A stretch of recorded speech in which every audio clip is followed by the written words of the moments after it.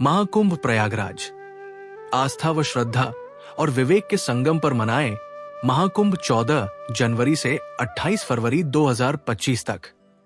आस्था की गंगा, श्रद्धा की यमुना और विवेक की सरस्वती, इन तीनों की त्रिवेणी संगम तट पर महाकुंभ का आयोजन जन जन के आकर्षण का केंद्र है। इस अलौकिक और आध्यात्मिक संगम ने इन तीनों पावन महानदियों के महामिलन ने ही इस तीर्थ को तीर्थराज और प्रयाग को प्रयागराज की महिमा प्रदान की है। कुंभ आयोजन से जुड़ी संस्कृति कथा और ज्योतिष गणना से प्राय सभी आस्थावान भारतवासी सुपरिचित है। संस्कृति कथा कहती है, समुद्र मंथन के बाद मिले अमृत कुंभ को लेकर देवों और असुरों में छीना झपटी हुई। इसी छीना झपटी में भारत की धरती के 4 स्थानों हरिद्वार, प्रयाग, नासिक व उज्जैन पर अमृत की कुछ बूंदें छलकी, जो बाद में इन पवित्र तीर्थ स्थानों पर कुंभ आयोजन की परंपरा का आधार बनी।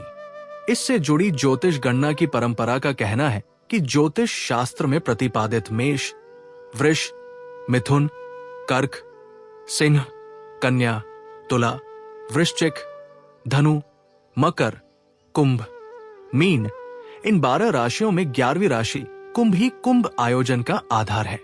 इन राशियों से जुड़ते हैं नवग्रह सूर्य, चंद्रमा, मंगल, बुध, बृहस्पति, शुक्र, शनि, राहु व केतु। राशियों व ग्रहों के योग से कुंभ की स्थिति व स्थान तय होते हैं। जब सूर्य एवं बृहस्पति कुंभ राशि में एवं चंद्रमा मेष राशि में स्थित हो, तब कुंभ आयोजन का केंद्र हरिद्वार बनता है। प्रयाग कुंभ के लिए 2 राशिग्रह योग है। पहला, जब बृहस्पति मेष में तथा सूर्य चंद्रमा मकर राशि में हो। दूसरा, जब बृहस्पति वृष तथा सूर्य मकर राशि में हो। ऐसे में तीर्थराज प्रयाग कुंभ आयोजन का केंद्र बनता है। इसी तरह जब सूर्य की राशि सिंह में बृहस्पति का प्रवेश होता है तथा सूर्य स्वयं भी चंद्रमा सहित उस राशि में होता है, तब गोदावरी के उद्गम स्थल त्र्यंबक अर्थात नासिक में कुंभ आयोजित होता है।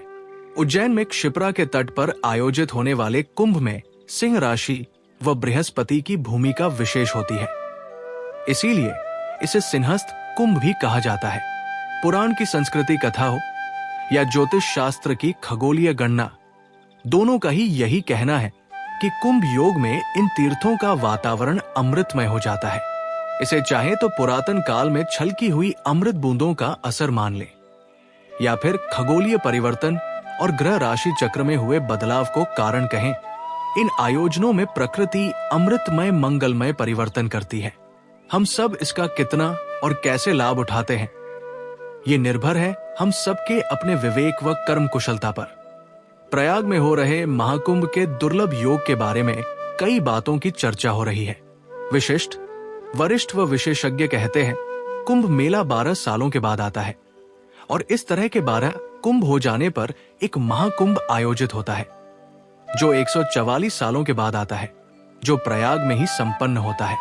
इस समय जो आयोजित है वो यही महाकुंभ है, यानी 144 साल बाद आया हुआ दुर्लभ अवसर। ज्योतिर्विद चर्चा ये भी कर रहे हैं, इस बार जो ग्रहों की स्थिति बनी है वो पूरे 360 साल बाद आ सकी है। ऐसी दुर्लभ ग्रहयुतियों ने कुंभ को सुशोभित किया है। योग दुर्लभ है, अवसर परम दुर्लभ है। इसका परिणाम है कि तीर्थराज प्रयाग में भारी भीड़ जुट रही है। 14 जनवरी 2025 मकर संक्रांति के प्रथम स्नान से जो जनता की भीड़ उमड़ पड़ी है, वो 26 फरवरी 2025 शिवरात्रि के नवम स्नान तक थमने वाली नहीं है। जो पहुंच रहे हैं उनमें आस्था की कमी नहीं है, श्रद्धा भी भरपूर है, पर विवेक कितना है, इस पर कई प्रश्नवाचक चिन्ह लगे हुए हैं। क्योंकि अमृत की बूंदें पुरातन पुराण काल की हो अथवा इन्हें खगोलीय ग्रह योगों के कारण प्रकृति टपका रही हो, दोनों ही स्थितियों में इनकी खोज विवेक के बिना पूरी नहीं होगी। यदि जन विवेक सरस्वती नदी की भांति विलुप्त है, तो जनास्था की गंगा और जन श्रद्धा की यमुना का मिलन संगम अधूरा अपूर्ण बना रहेगा। शास्त्र, संत व अनुभवी जनों का अनुभव यही कहता है कि विवेक न हो तो गुण अवगुण बन जाते हैं, और विवेक हो तो अपने अवगुणों का भी सहज निस्तारण निराकरण हो जाता है। जो जानकार हैं, जो कुंभ आयोजन में घूम फिर रहे हैं, उनमें से अनेकों का ये कहना है कि जन आस्था और जन श्रद्धा की भारी भीड़ धर्मध्वजाधारी जनों की भव्यता से चौंधी आई हुई है। उसे न आवश्यक प्रेरणाएं मिल पा रही है और न ही जीवन के लिए जरूरी सज्ञान व सद्विचार। समाज की मूलभूत समस्याएं भी प्राय अचर्चित ही है। अच्छा तो यह होता कि इस विशाल जनसमुद्र में विचार मंथन की प्रक्रिया पुनः तीव्र होती। इस महामंथन से जो विष निकलता उसे साधु महात्मा पीकर नीलकंठ बनकर गौरवान्वित होते। साथ ही अपने इस प्रयास से समाज व राष्ट्र को दुर्गुणों दुराग्रहों के जहरीलेपन से बचा लेते।